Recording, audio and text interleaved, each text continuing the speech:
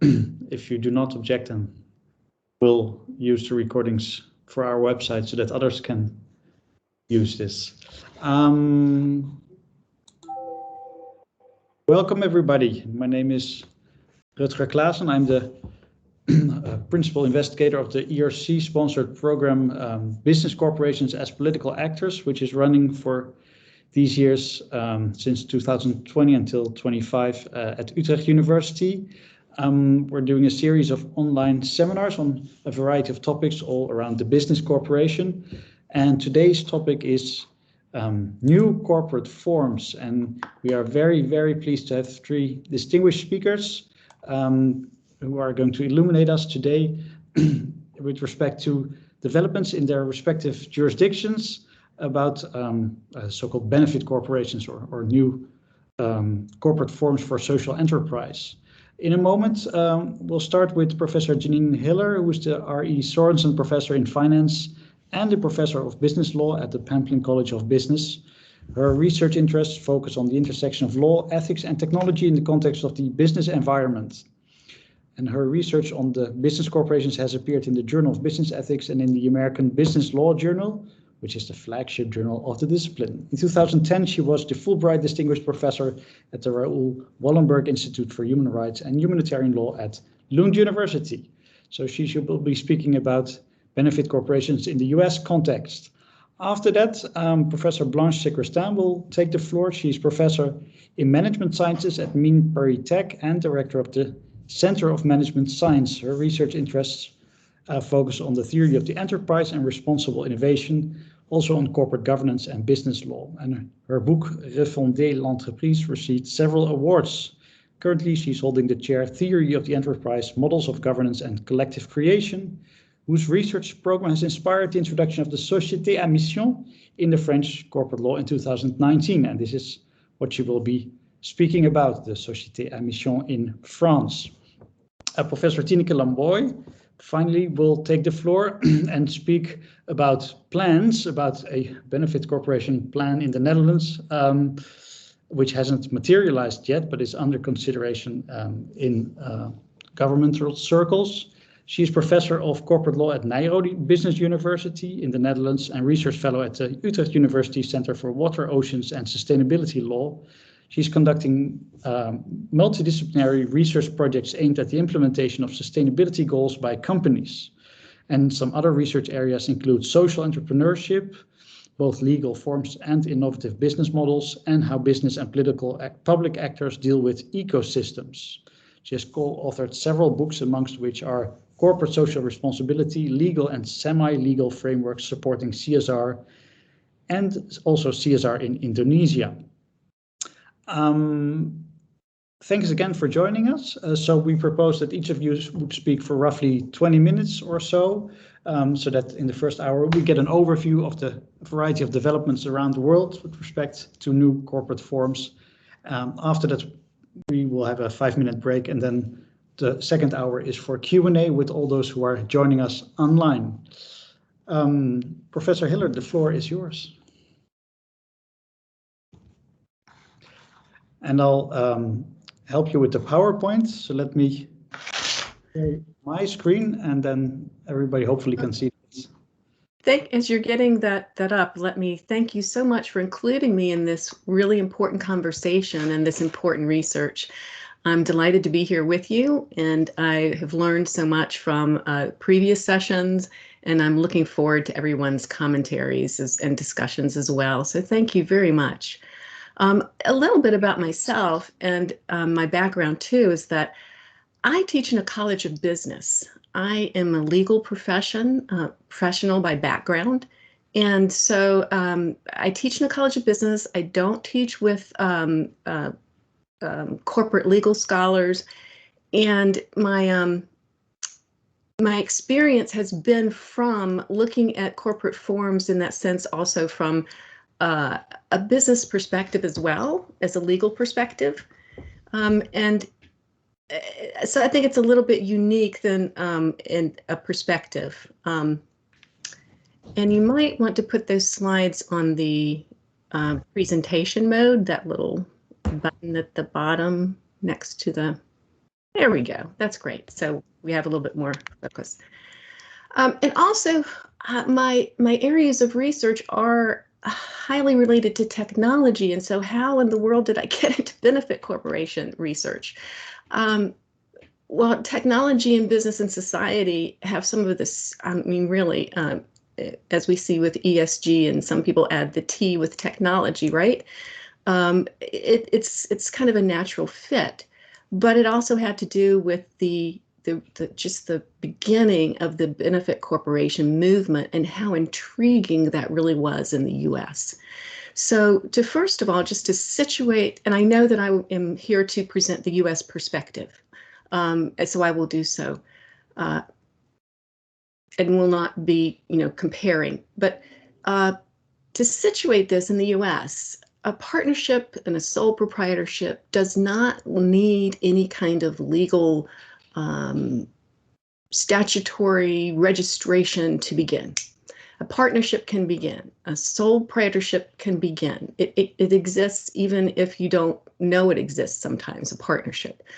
But a corporation within our legal context in the US doesn't exist without a statute that allows it to exist. It doesn't have any inherent ability to operate. So that's one thing that I think is important.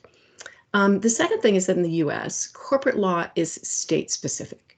Even though we have a Model Corporation Act and a revised Model Business Corporation Act that proposes that we be consistent across the 50 states to the extent that we can, we really don't have one overarching law of corporations. That's why Delaware historically has become so strong in corporate law for many reasons, but because they were one of the first states to take that idea of a corporate entity furthest and to grant limited liability to corporations. So it's an evolution. Corporate law in the US is an evolution. So if we could go to the next slide. What is, I think, to situate this as well is to think a little bit about our corporate narrative in the US. Corporations, first of all, in all state corporations, had to have a specific public benefit. They could only be started for things like creating roads and public things. But then as the law evolved and Delaware took the lead, we had the famous, infamous, I should say, decision of Dodge versus Ford in 1919, which said that corporations exist to benefit the shareholders and the profit goes to the shareholders. That's the narrative. And it lasts for 100 years with the modifications that I shall not go into the legal details. But even in 2010, we have the case, the Delaware case, in which eBay and Craigslist were fighting over certain corporate actions, and in which the court said you have to have some profit purpose. And within the context of finance scholars, corporate scholars, this narrative is really important, because how corporations operate is not just a legal issue, but it's really a corporate finance issue as well. And I think that these cases, the nuances of the law have been lost in practice and in corporate finance. And it's created a climate and a crutch for saying that corporations exist for shareholders and for shareholder profit, pretty much, period. And just as an aside, as being in a business school and being in the Department of Finance, I experienced that, and especially with the way even that we educate students in terms of the primary purpose of a corporation. So that's the narrative in which the benefit corporation emerged. And so if we have the next slide. In 2010, not that much later, then the first benefit corporation was adopted. And in 2011, it was adopted in Virginia, which is where I live and in my state. So it was so intriguing to me, because it was really the first legal challenge to the that narrative of what a business is for. Today, it's adopted in 37 states. It's under review in 4 other states, and we will learn about how it's being entered into in some other countries outside the US. What I need to mention too is that it doesn't overturn our general corporate law. It sits on top of it. So all of these statutes say a corporation exists because you have gone through the steps that you need to under our general corporate law. And then over top of that, it overlays the part that benefit corporations have to serve either a specific public purpose or a general public benefit, and that they have to have a material positive impact on society and the environment as taken as a whole, and that they must consider the wider interests, not just shareholders. So it turns that narrative over. And that was what I thought at the beginning was very important. And if we go to the next slide, just to give us a background, these are the main provisions of the BC Model Act. We've talked about the purpose. There also has to be an independent third-party standard annually that is used. It doesn't have to be one in particular. It can be ISO, it could be the B Corp. And directors must have a duty. So we impose duties on directors to consider those interests. There is a sense of transparency. This is what I'm going to talk about later as one of the weaknesses by means of the annual report that is published, and enforcement by a particular procedure, but it's by the shareholders. And there's a benefit director that sits on the board to talk about balancing the interests.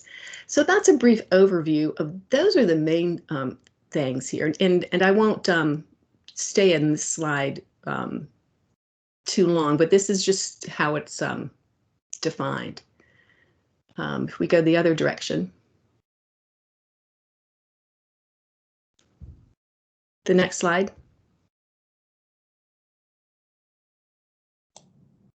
Is to compare Delaware. Is what we want to do next is to compare Delaware. And I want to tell you, though, that Delaware fought against the BC corporate law.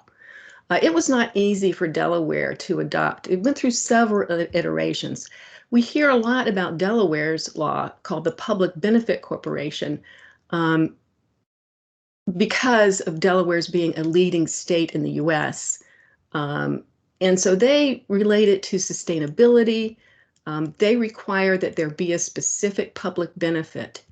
And directors in the company must balance the pecuniary interests of the stockholders with those interests of those materially affected by the corporation's conduct as relates to those public benefits.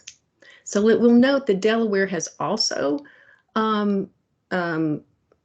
adopted this, but they call it a separate kind of. If we can go, I'm just going to ignore the slides now. So some of the pitfalls of these, because this is what we were asked to talk about. Some of the pitfalls are that scholars have addressed is that there's a possibility for greenwashing. There's a possibility to say you're a benefit corporation and not really walk the talk, right? And the reason for that is that there is little accountability built into the statute. Enforcement is difficult and it's limited to shareholders. There's not the same stakeholder participation that is required. That's a pitfall. And I'd like to mention 2 other pitfalls that come from the other side of the aisle, and that's from the corporate finance discipline. And they say it's too hard to manage these competing interests, that corporations just can't do that, right?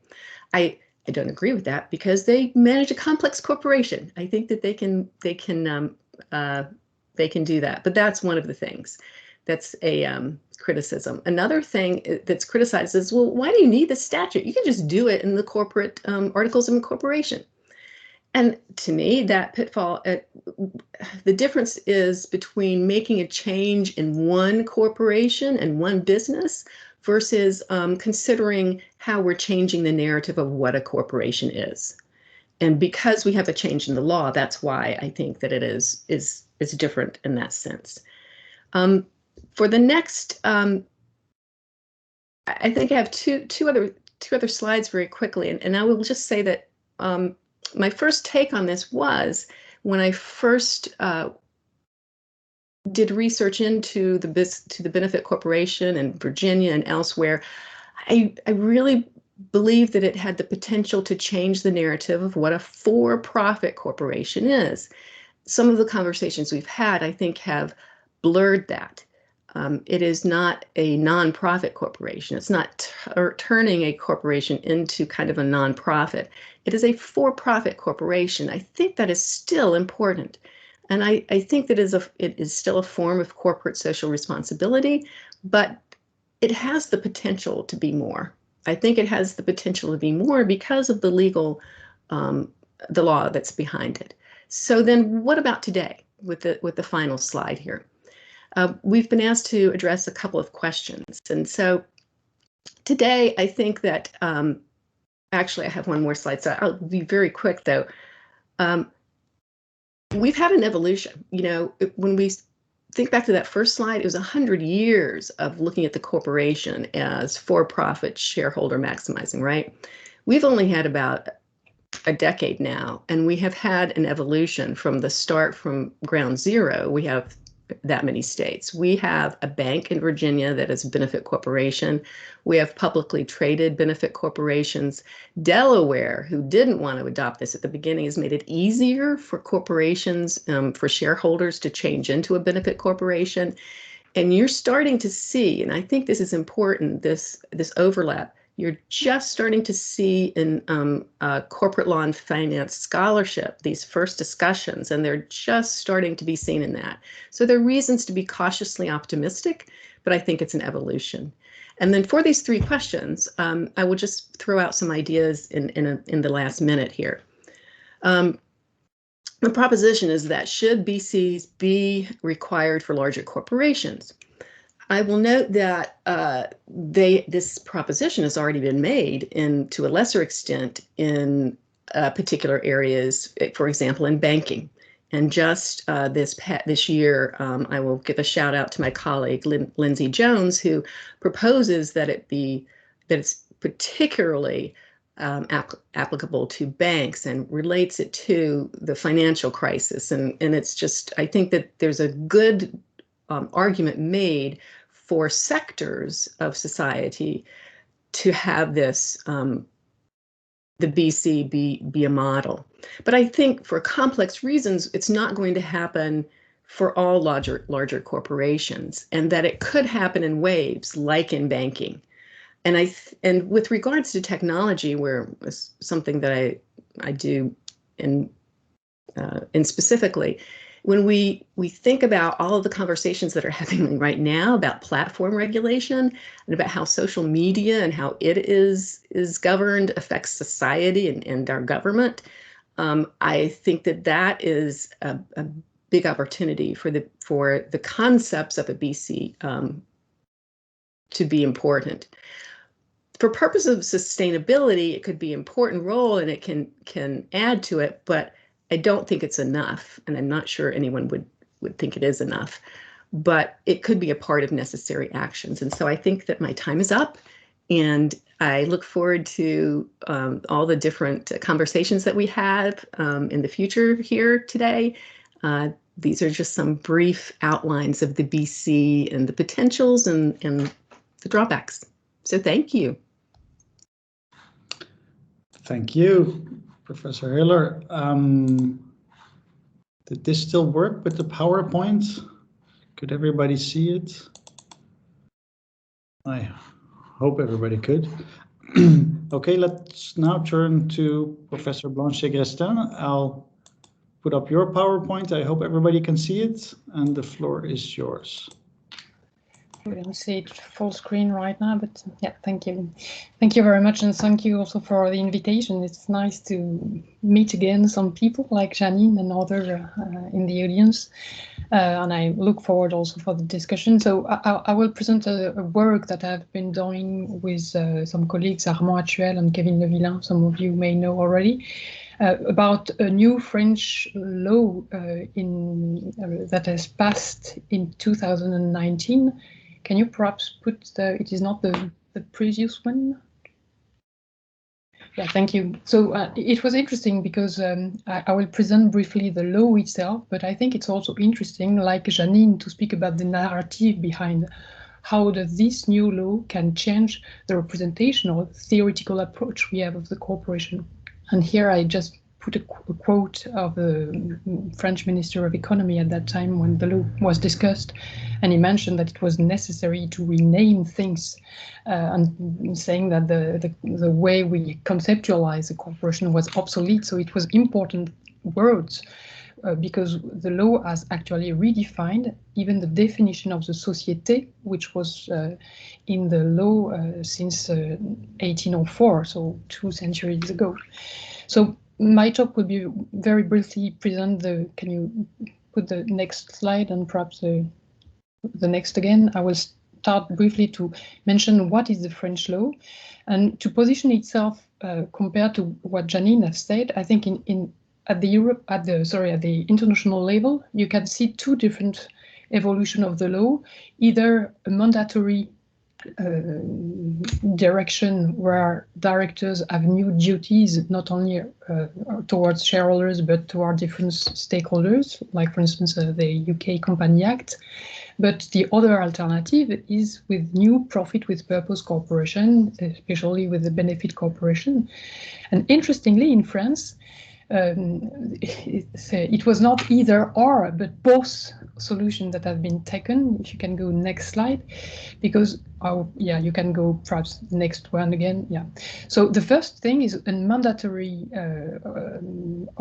obligation, because the law redefines what is a société, company or corporation, and to say that first of all, the company must be managed while considering the social and environmental stakes of its activity. And it's interesting because it's directed the idea of now you have to take into account the impact of your activity, and the mentioning the activity was so far quite new. The second aspect is then an option. It's no more obligatory, but you can specify in the bylaws a raison d'être formed by the principle the company assigns to itself. So it's not compulsory, but you can explain what is the purpose of your activities. And the last, if you can go further, point is the creation of an alternative form of corporation, société à mission, purpose-driven corporation, we could say, where you specify a raison d'être, but you also, in the bylaws, define some more precise social and environmental goals that you assign to the company.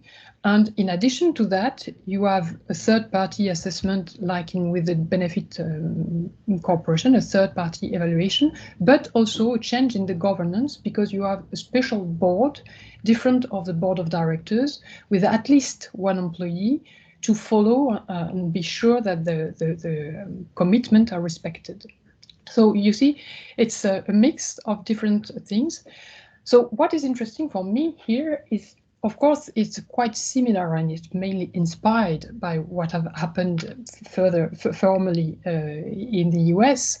But the narrative in France has been a bit different, and I will here speak about the report of Jean-Dominique Sénart and Nicole Notat, which has the base which was the base of the law. And interestingly, this report also mentioned and built upon research that we have been conducted.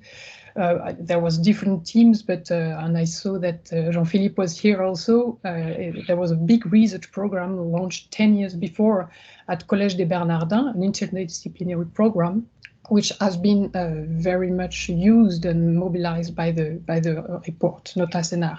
So what does it say? If you go a little bit further again. The first idea, very succinct and quite now obvious, is that, of course, we know that some companies pursue some social and environmental goals. The problem is that we know that the shareholder value maximization has been a lot criticized.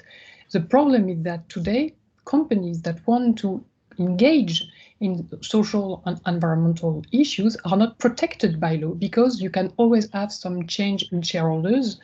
And so what is mentioned here in the report is to say be careful, because what in France we have two different terms, as Jean-Philippe Robet has often mentioned. The law speak about the société, but in French we use the term Danone, for instance, is an entreprise. The société is a legal tool, but the enterprise as such, when you speak about the wage earners with the management, does not exist as such in law. And here the report said be careful, because what is the base of the activities, the enterprise, is prisoner of the corporation. What does it mean? It means that the corporation is a legal tool that is recognized by law and is formed by contract owners. But the enterprise is something different, with wage earners, management, and it has appeared much later in history, mainly in order to develop, not only to produce and to be on economic activities, but also to invest heavily in science and new development of capabilities. So there was first a complete change in the nature of work. It's not just only workforce that sell is labor, but it's also an investment where you want to develop new capabilities to produce something that was not existing before. And it's also a new managerial authority within the company, professional management. And the authority of manager, when it appeared with labor law in the early 20th century, this authority was not it does not stem from corporate law. It's not investors-backed authority. This authority is based rather on the capability and the competence to organize new ventures and to create new value from the use of different assets. So to design a new collective action and new innovation. So interestingly, if you can go first, sorry, there are some animations. So for instance, the report Roneta Senard says the enterprise corresponds to the collective process which creates new resources that would not exist without it. So for instance, new techniques, new jobs, new methods, new organizations, and that is not today recognized in law. So interestingly, the report says today this capability of collective creation is very important, especially in contemporary challenges of climate change and so on and so forth, because we need some actors that are able to create new solutions. But still, this commitment towards innovation today is fragile because, again, the legal statutes and the legal environment governed only by the shareholders organization with corporate law put it in make it more fragile. So if you can go to the next slide, the report said, in a sense, we have to make the enterprise and the ability to commit, to organize, to create the future in a more desirable way. And the purpose is a way to stabilize what is the activities for, what is the purpose of what we are going together. Not only what you produce today, but what kind of future we want to organize and to contribute to. So, and that is the idea, to say, well, let's put in the heart of the corporate contract the purpose of the corporation, the purpose of the enterprise, of the activities, and so let's make visible what is the enterprise in the corporate law. So today, so the law is very recent, it's 2 years only for now. Interestingly, you have today a very heterogeneous landscape, because today in France you have a few sociétés à mission as such that has a complete new alternative form. We have about 200 sociétés à mission, but you have also many companies that have defined their raison d'être, either in their statutes or not, just defining, but without the legal effects, if you want, of it. So just if you can go for the next slide. I think one of the interesting things that I would like to share today is it's interesting to follow what is going on, because there are lots of different initiatives. And for sure, because there is no standard, no referential for how you define your own mission or your own purpose, you also need a lot of learning process to know about what is a good mission, how risky is it to make some commitment in your bylaws, and how you will evaluate the respect of your commitments, how the mission committee can work. So all that, you have a kind of new social movement, and there is a communauté des entreprises à mission, which gather today more than 200 companies that try to reflect together on the ways about all that, so to share their experience and to try to professionalize, in a sense, the methods, both to formulate and to follow the mission. And it's also a locus to analyze the concrete effects. For instance, I mentioned here because we can observe some new forms of dialogue between boards of directors and boards mission committee.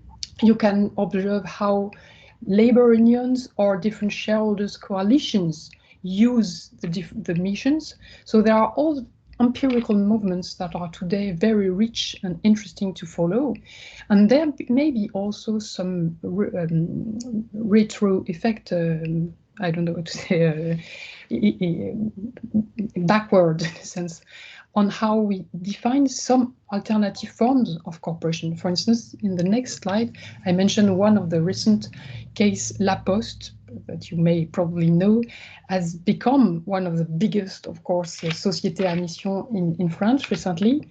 And it's interesting because I mentioned here that I had a PhD student, Samantha Rago, who studied these cases from the internal, inside point of view. And very interestingly, the public service companies were before that a kind of already purpose-driven corporation because they had some mission already defined in the statute.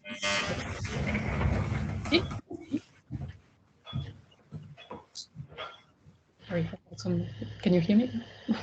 Interestingly, what the transformation into a société à mission reveals is that so far, public services were formulated in what the state asks the operator to execute as a service. For instance, I ask you to deliver mails 6 days a week.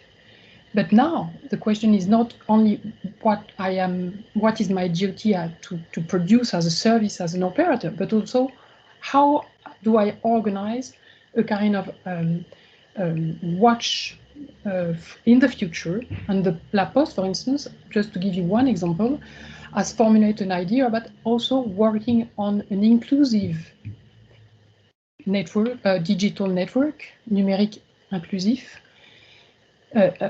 And that's quite paradoxical because the web today is one of the big weakness for a business model of La Poste. But still, because of this idea, La Poste has an idea about cohesion. So what are the next new fractures in the society? So their responsibility today is expressed as also looking at new possible fractures in the society and help the states to identify and to remedy these fractures. So it's again more future-oriented in the way, so it has also a feedback on how we conceptualize public service companies. And in the next slide, and I don't want to be too long, please tell me if I have already passed my time. I think what was interesting for us is to say that, of course, there are empirically a lot of things that will still need to be analyzed, and the concrete effect, it's quite too early to say. But theoretically, and I built here on Jean-Philippe Robet's work on other research has already said that in the corporation you have two aspects. One is the legal tool, and a tool, mainly the corporation, the tool to attract finance and investment. And the other side is the activity. And usually, Jean-Philippe Robet said, be careful, the corporation there is also the firm that is different from the corporation, and the firm is organized economic activity. But today, I think that with the French Société à Mission, we can also go one step further and say, we had a kind of implicit model of the activity that was in a kind productive activities. But if you look now on the fact that now corporations not only are economic agents, that don't only have, of course, they have economic activities, but it's not enough to define them and to define their role in the society.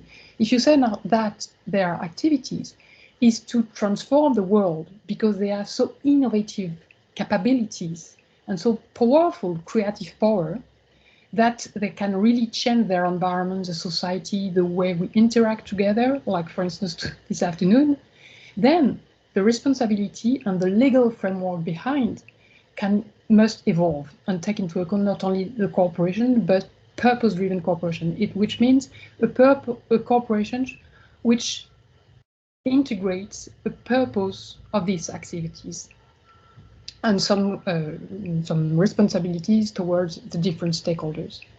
So in the next slide, and that was what I developed in one of the Journal of Business Ethics papers, just some words to conclude and to open the discussion with you, because I think that also what is interesting in terms of implication for research is also that we have here a kind of new way to approach corporate responsibility.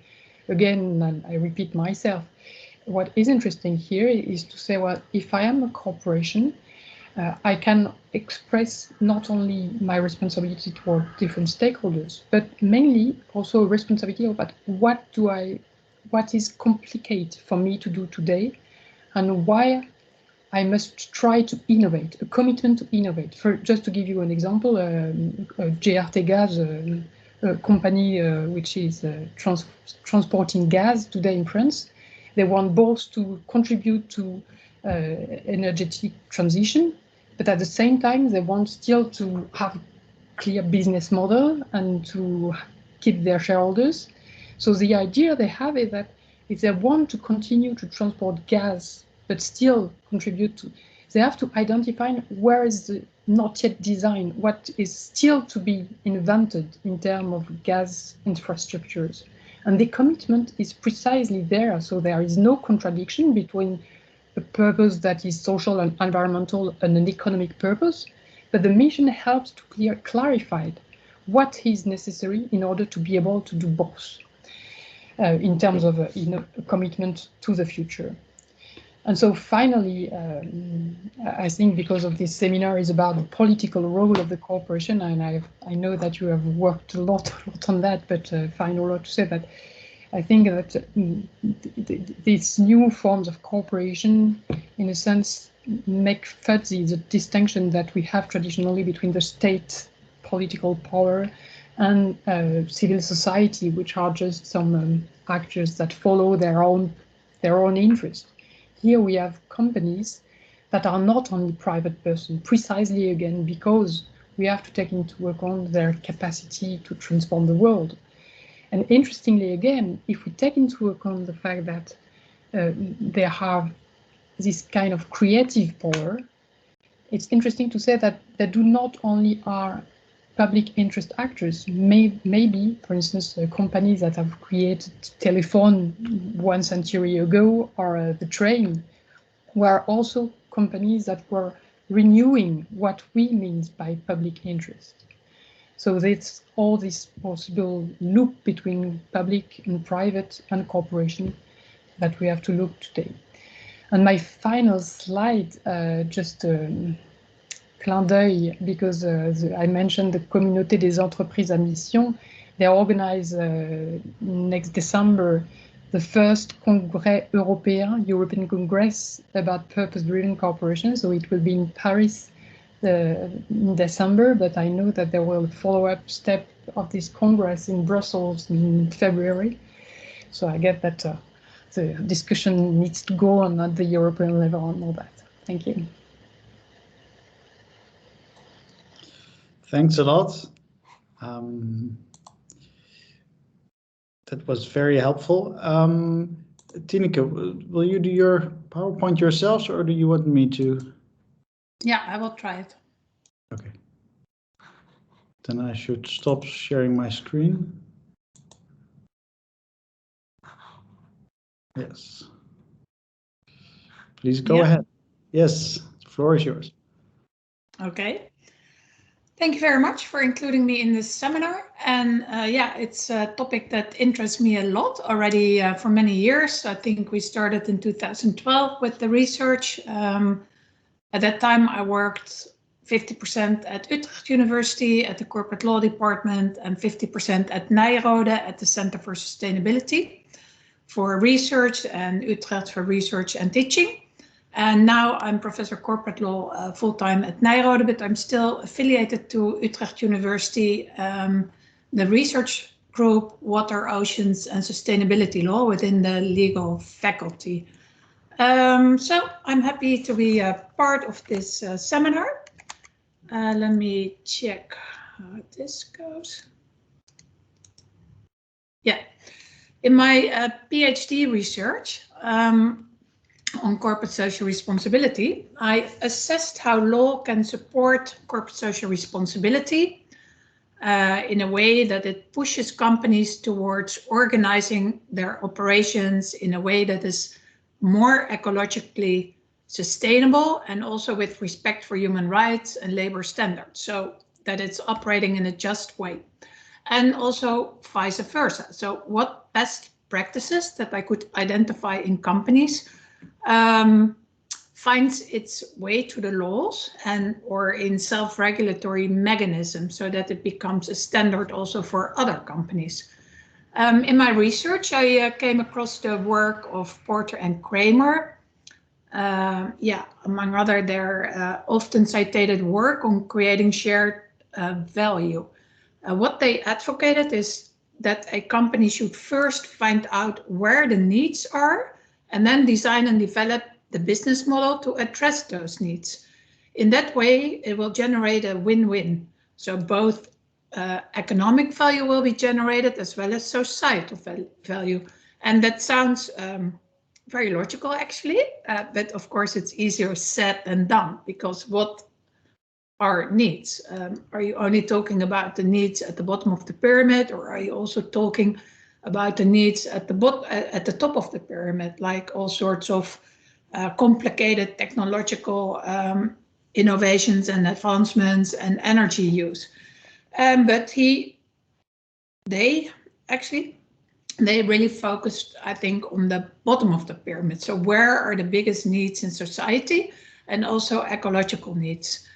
That also resonates, in my view, a bit with Rutgers' fourth model of corporate legitimacy, as presented to the Academic Council of the Dutch State, the WRR. Yeah, maybe we can reflect on that a bit later. At the same time, I also in my research came across social enterprises, and I helped them in practice because I was a lawyer before I started with my PhD. I helped them to find suitable legal structures, which was not so easy in the Netherlands. So we examined how to put their societal purpose first, but also at the same time, yeah, remain a company, you know, also a company that works for profit. But how to deal with the profit if you want to allocate all the profit to your societal goal. And also how to collaborate with their stakeholders. And then with my research team, Utrecht Nijrode, we did some deep dives by conducting many case studies in various countries, in Greece, in Belgium, in the UK, and in the Netherlands. And we also did comparative legal work among various member states of the EU, but also South Africa, Canada, and the US, to see what are the legal forms for social enterprises and what are the commonalities, what are the key elements. And yeah, why I thought that they are so interesting, I think it has also been mentioned by the previous two speakers, is because they are the pioneers of a business model that, in my view, should be applied by all corporations. So that was also the task for today, to give some comments on the paper published. So for me, it's also important to see whether there is any legal support for these type of enterprises, because legal support helps to develop a business model, and it also helps to position them, and it gives them more security and more visibility. So visibility can be done through corporate law by creating legal company forms, or in civil law by adhering certain labels to certain forms of business, and in self-regulatory mechanisms, because I also consider them part of the institutional framework. My colleague, Aikaterini Aihiru, I really want to mention her because she started her PhD after we had started this initial research on the topic of social enterprises. And yeah, we worked a lot in that PhD together. Those are legal social studies, and so comprising case studies and comprising comparative legal work. And she finished her PhD and published her book 3 years ago. To talk a little bit about the Netherlands, we have so many different types of social enterprises. Yeah, here you see a few, and they're mostly small, sometimes medium-sized, sometimes are really successful and grow into larger companies. And they are in various sectors, and they also have various levels of, or they show various levels of ambition. In the Netherlands, the network organization Social Enterprise NL also involved Aikaterini and me in their work. So they represent the sector at various occasions and initiated also various studies. Another player in this field is PwC, with which organization we also conducted various studies and still work with. And Social Enterprise NL has about 400 members, and there are also other network organizations, I will show them in a second, that also have members. And there are, in the Netherlands, social enterprises that are not member of an organization or a network or platform or something like that. So estimates indicate that there are about 4,000, 5,000, maybe more social enterprises in the Netherlands. That, of course, does not say anything about all the startups today who want to become a social enterprise, or all the companies that are a regular company but want to make that turn around to becoming a social enterprise. So there are various studies initiated by Social Enterprise NL, and they're really focal. They have proposed to the government to adopt a new legal form in the Netherlands for social enterprises, so that they can be better recognized and also appreciated by the customers and business partners. And another reason is to create legal certainty for them. As today in the Netherlands, it's really difficult for them to establish a clear legal form that shows that they are a social enterprise. Usually they incorporate a BV, which is a limited liability company, and combine that with a stichting, a foundation. But that does not really fully cover the content of their work. And it also leads to a double administration load, and it's difficult for customers and financiers. Things are a bit confusing. And another topic is procurement. In the Netherlands, Dutch governmental bodies have committed already more than 10 years ago that they will only purchase sustainable goods and services. And yeah, we thought, and also Social Enterprise NL thought, it would be nice if social enterprises could profit from that commitment. Well, then a more recent study we did together with KPMG on assignment of the Dutch Ministry for Economic Affairs and Climate. And the reason or the motivation behind the study is that in the last coalition agreement of the Netherlands, het Regeerakkoord, it was agreed that suitable regulation would be adopted to stimulate social entrepreneurship, social enterprises, and their recognition in the Netherlands. So recognition means that people can easier identify them as social enterprise. Well, in order to fulfill that ambition, the ministry had assigned us to assess how such regulation could look like. Should that be a new legal form, like a form that can be included in our Company Act, or a self-regulatory mechanism the one that maybe already exists and can be sanctioned in the law. So after our studies, we advised them to adopt either a legal form in the form of a BVM, the BV Maatschappelijk, so a limited liability company with the label societal, or to sanction the self-regulatory mechanism that already existed and was developed by the Code Social Enterprises. No, it was developed by, well, I'm coming to that in a second. So either to adopt a legislative proposal for a company form or to sanction this type of self-regulation in the law. So when a company applies with that, it could bear the label social enterprise. The state secretary decided to follow the first option, and that process is now underway. The current status is that an outline for the proposal was circulated in the beginning of this year, and a consultation round ended in March this year. Since then, I also heard it yesterday that they're still working on a more detailed proposal, legislative proposal, but it has not been published yet. In the meantime, so during all these discussions, another initiative started in 2015-16. So anticipating any legal form which might never come, the sector itself decided to establish a committee to design a code social entrepreneurship. And full disclosure, I was also a member thereof. And this code adopted 5 principles. And if a social enterprise complies with all 5 principles, then it can register in the register for social enterprises. So it is, private regulation. It's a label. And the 5 principles are that the company has impact first in its mission, should be institutionalized, so in the Articles of Association, and measurable, so concrete.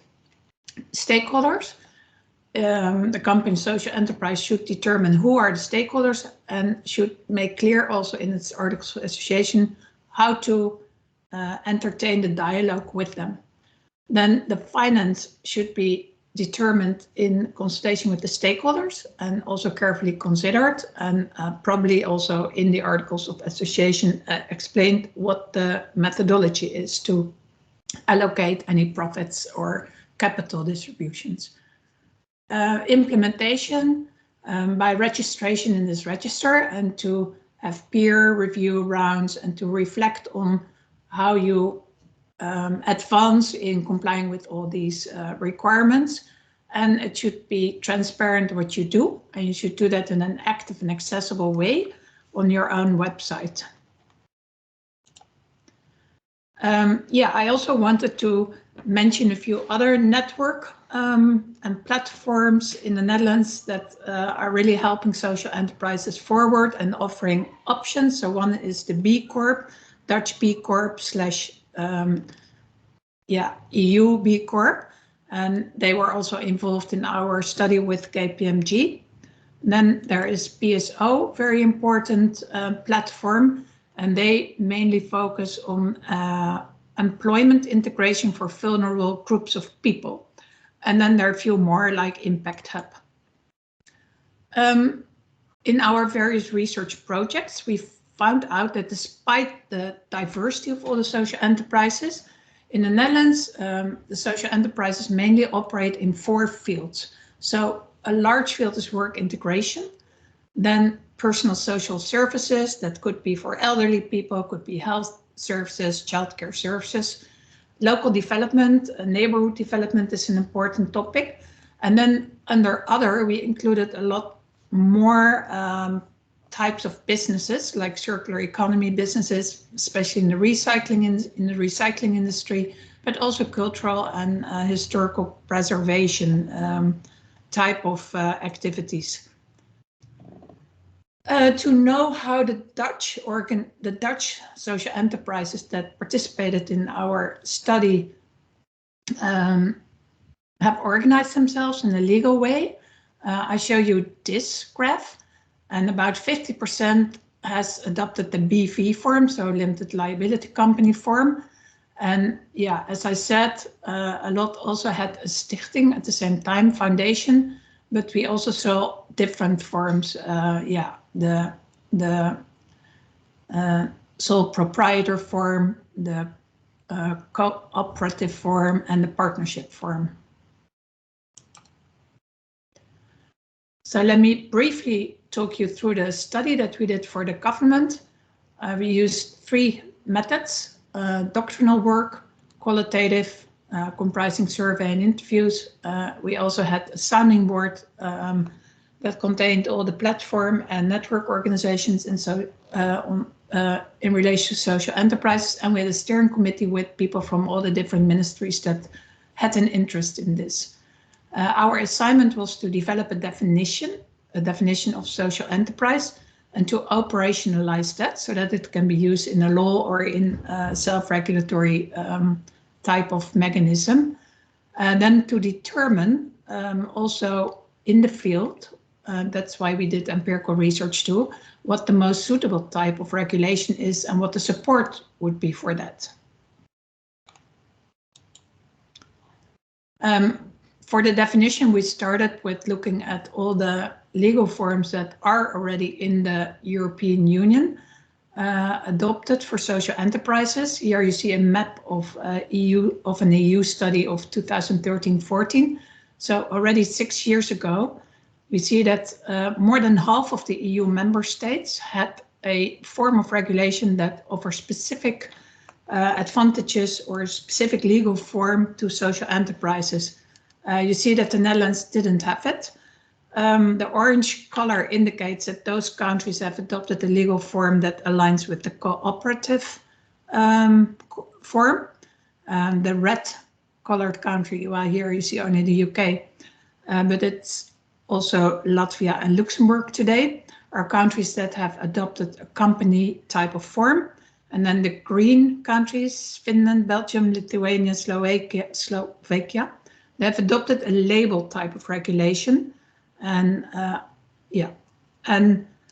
the blue countries in this graph, that's work in progress. So they were developing a form. And the countries with stripes, Italy and Poland, had a mixed form. A few years later, this is the graph that we use in our study. You see that a few countries more like Luxembourg and also Latvia, they have already adopted legal forms now. So what we identified is that there are 3 trends. One is to use a label, so that is Belgium, but also Finland and others. And I must say that Belgium just changed its law, so it's not exactly what it was in 2013-14 anymore. Then the cooperative form you see in quite some Southern European countries, but also Finland. And then you see the community interest company in England, but also in Luxembourg. And Luxembourg is an interesting model because they do 50% of the shares are impact shares and 50% of the shares are profit shares. So you can have a combination of working for profit for the financiers, but also working for impact. Our definition, how we defined that for the ministry, it was based on the EU Social Business Initiative definition, the EU Commission definition, and it was based on the OECD definition, the definition in all the member states, and a lot of other types of definitions that were relevant for our study, also the Socio-Economic Council of the Netherlands. And the most important elements, and this also resembles what Janine showed us, is that we're talking about an operator in the social economy whose main objective is to have a social impact rather than to make profit, but it's not forbidden to make profit. Then it operates by providing goods and services for the market. So it's an entrepreneurial and anticipated innovative type of operation, then the profits are primarily used to achieve societal objectives. Then the organization is managed in an open and responsible manner. So here we're talking about stakeholders, and in particular, it involves employees, consumers, and stakeholders that are affected by the commercial activities. So there I come back to Rutgers' fourth form about a democratic form of company. So I'm very interested in his distinctions between type of companies and how we would like to have them in the future. Tineke, I have to ask you to wrap up in a moment. Yeah. So we decide. So I have my 2 last sheets. So the key elements that we took from our doctoral study are these: economic actors, societal purpose, limitation in terms of distributions, dialogue with stakeholders, transparency, and we added independent from government or other corporations, because what we found is that most social enterprises are standalone, small till medium-sized companies. The empirical research showed that the key elements that we tested with about 400 companies and 280 or so responded, is that many of them already comply with these elements. So that supported our our estimation that those are good key elements to use in a legal form, in a legislative proposal. And that was my presentation. Thank you very much. Looking forward to the discussion. Thank you, Tineke. Thanks to all the speakers. Applause. I propose we have a 5-minute break and then we start the Q&A. So just 5 minutes to stretch your legs, and see you in a moment. Philip, should we stop the recording here?